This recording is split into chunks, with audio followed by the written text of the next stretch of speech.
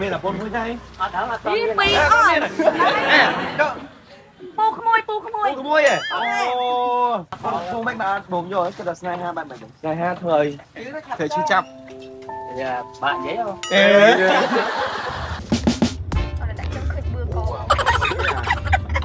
ដុំក្នុង ngày nét cái dân từ cọc con bà hay tê chi phim bánh tới man glộ ហើយជា100គីឡូជាង man máu ជា2ម៉ោងជាង tới tầm khán là cha nhóm sáng cọc phê mà vậy này chẳng cái mình bong về nhà luôn តែថាថ្ងៃហ្នឹងហីសប្បាយទៅយាយអ្នកតគ្នាព្រោះដោយសារថាថ្ងៃហ្នឹងគឺពួកខ្ញុំបាន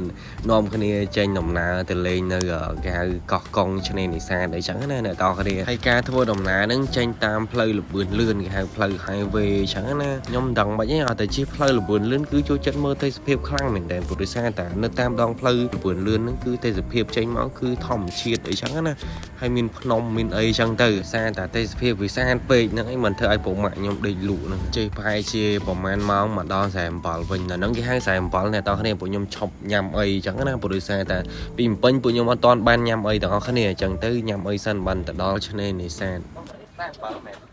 bạn phàm bảo សួរពីអីគេ tôi tha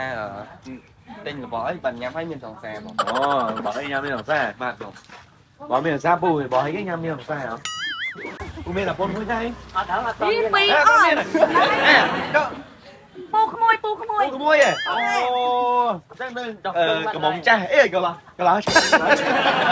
ពូមិនបានបងយកគឺដល់ស្នេហាបានមិនស្នេហាធ្វើ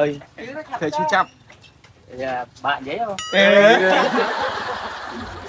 អ្នកតគ្នាឥឡូវយើងមកដល់ឆ្នេរនេសាទអីនិយាយពីថាទេសភាពនៅហ្នឹងគឺស្អាតខ្លាំងមែនតើអ្នកតគ្នាខ្ញុំមកឆ្នេរនេសាទហ្នឹងមិនមែនតែមកលើកទេណាអ្នកតគ្នាគឺច្រើនដងឯងហេតុអីបានពួកខ្ញុំអាសាមកអត់ព្រោះដោយសារតែនៅហ្នឹងគឺទេសភាពស្អាតខ្ញុំហ៊ានឲ្យ9លើក10ហ្មងនេះដោយសារតែខែឧស្សាហ៍ផងឃើញទឹករៀងល្អអ្នកតគ្នាបើសិនជាខែប្រាំងវិញខ្ញុំហ៊ានឲ្យ10លើក10ព្រោះដោយសារ